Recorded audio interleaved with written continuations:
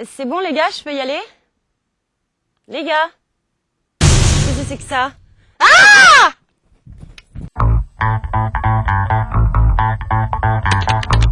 Bonjour et bienvenue dans votre magazine High Tech Hebdo. Au sommaire cette semaine, un numéro haut en couleur et en Google, puisque tous les gribouillis sont permis avec le concours annuel Doodle for Google. Et en bref de la semaine, on parle fond pire et films d'horreur avec MySpace, vidéo à la demande sur Internet à regarder tranquillement sur son téléviseur avec Netflix et haut-parleur pour téléphone portable avec Logitech. High Tech Hebdo, c'est parti! Cock-a-doodle-doo, c'est cocorico en anglais. Doodle for Google, c'est dessine-moi une page d'accueil pour le premier portail Internet. Avec ce concours annuel ouvert à tous les scolaires de la maternelle au primaire, c'est l'occasion de voir sa création affichée pendant 24 heures sur plus de 100 millions de pages d'accueil et à la clé quelques milliers de dollars pour son éducation dans l'université de son choix. Quand art et Internet boostent l'imagination de nos joyeux bambins, c'est le dossier de la semaine.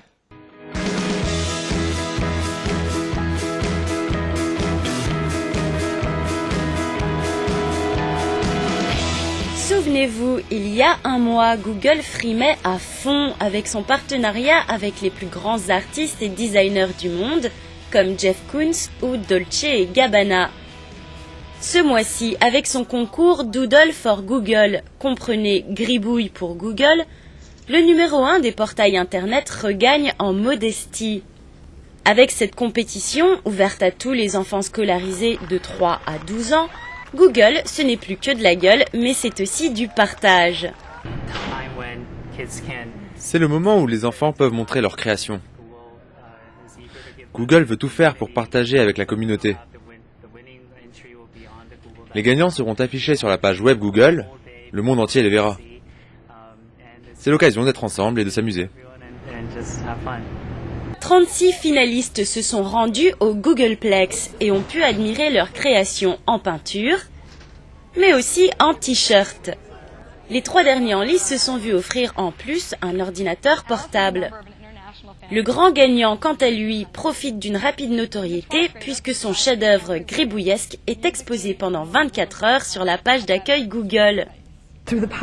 Grâce au pouvoir d'Internet et au concours Doodle for Google, vous avez l'opportunité de créer une œuvre d'art qui sera vue, comme c'est le cas pour des pièces célèbres, par plus de 100 millions de personnes à travers le monde. Mais la gloire éphémère n'est qu'une partie de la récompense. La gagnante, Grace Moon, pour son dessin Up in the Clouds, s'est vue octroyer une bourse universitaire de 10 000 $, un ordinateur portable, et a aussi remporté la coquette somme de 25 000 $ pour la remise en forme de la salle informatique de son école. Ce n'est quand même pas rien. Et tandis que le blog Zorgloob, tout savoir sur Google ou presque, sous-titrait son article « Nouvel exemple de l'exploitation d'enfants chez Google », nous voyons cette action comme un beau geste altruiste et une coopération fructueuse. La beauté et l'inventivité des dessins nous a surpris. On ne pouvait pas espérer mieux. On va s'en inspirer et on admire énormément chacun de nos doodlers. Ce concours a déjà été lancé en Australie, en Turquie ou au Royaume-Uni. Il est bientôt prévu en Allemagne et en Suisse. Alors préparez vos crayons. En France, il ne saurait tarder. Je bref, tu bref, il bref, nous briefons, vous briefez, il bref. Pardon, Molière. Hammerfilm, Les Dents du Vampire 3, du Mort-Vivant 5, le retour.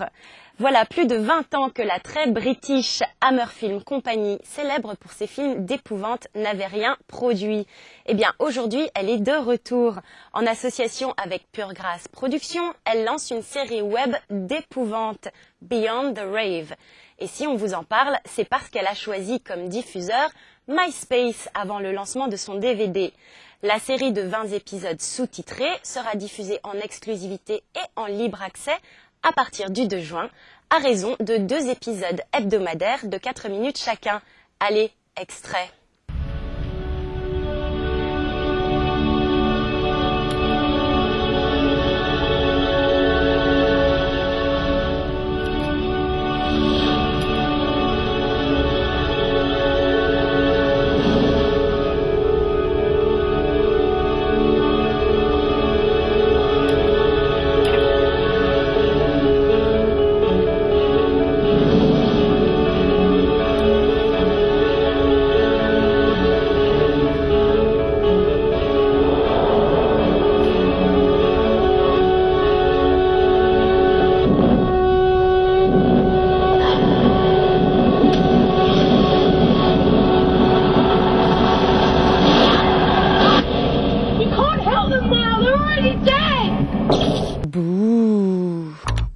Le distributeur américain de films Netflix en a marre d'envoyer des DVD par la poste.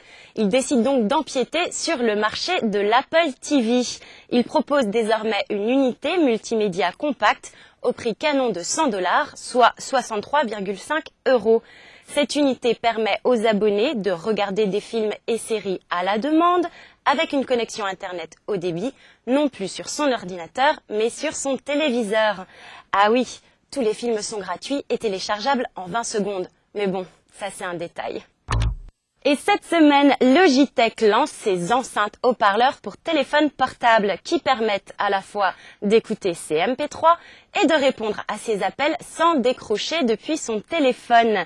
Bien, me direz-vous. Oui, si nous pouvions cependant émettre une critique.